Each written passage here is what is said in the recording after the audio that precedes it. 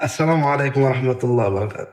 সম্মানিত দর্শকবৃন্দ, মসজিদ মাদ্রাসা ইসলামিক লাইনে যারা খেদমত করে চাকরি করে তাদের অধিকাংশের অবস্থাই খুবই কষ্টের। তবে বিশেষভাবে তাদের মধ্যে কওমি মাদ্রাসার আবাসিক শিক্ষকদের অবস্থা বেশি খারাপ।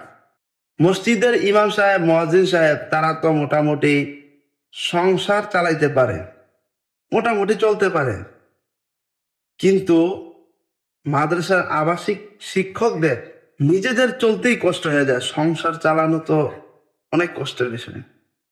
এমনও মাদ্রাসার আবাসিক শিক্ষক আছেন যারা প্রায় 15-20 বছর যাবৎ মাদ্রাসায় শিক্ষকতা করতেছেন, কিন্তু এখন পর্যন্ত তিনি নিজের একটা ঘর করতে পারেন নাই। খাওয়া দাওয়া, পোশাক আশাক সবকিছুতে অনেক কষ্ট করেন। আসলে এগুলো সব আল্লাহর জন্য, দিনের জন্য এই কষ্টগুলো করেন তারা।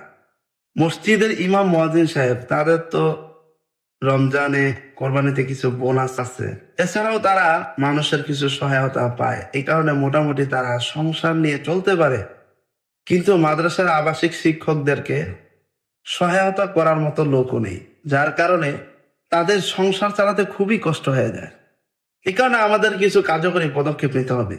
সর্বপ্রথম যারা মাদ্রাসার মুহতামিম সাহেব আছেন তাদেরকে মাদ্রাসার শিক্ষকদের প্রতি ইনসাফ করতে হবে। আলহামদুলিল্লাহ, অনেক মোতামিম সাহেব ইতিমধ্যে বাংলাদেশে বিরল দৃষ্টান্ত স্থাপন করেছেন। মাদ্রাসা শিক্ষকদেরকে যেমন অনেক বেতন দিয়েছেন, ঈদে, কোরবানিতে, বিভিন্ন সময়ে বোনাস সম্মানী দিয়েছেন। কিন্তু কিছু মোতামিম সাহেব আছেন যারা শিক্ষকদেরকে যথাযথ মর্যাদা প্রদান করেন না, বিনিময় প্রদান করেন না। এ কারণে সর্বপ্রথম মোতামিম সাহেবদেরকে শিক্ষকদের যথাযথ মূল্যায়ন করতে হবে এবং বিনিময় প্রদান করতে হবে। অন্যথায় আর কিছুদিন পরে কওমি মাদ্রাসায় আবাসিক শিক্ষকের সংকট দেখা দিবে। নাম্বার 2, সমাজের যারা বিত্তশালী আছেন তারা সমাজের গরিব, দুঃখী, অসহায় অনেককেই সহায়তা করেন। কিন্তু আপনাদের জানা উচিত কওমি মাদ্রাসার আবাসিক শিক্ষকরা তারাও এই সমস্ত গরিব, অসহায় লোকদের কাতারেই, কারণ তাদের অবস্থাও খুব করুণ, খারাপ।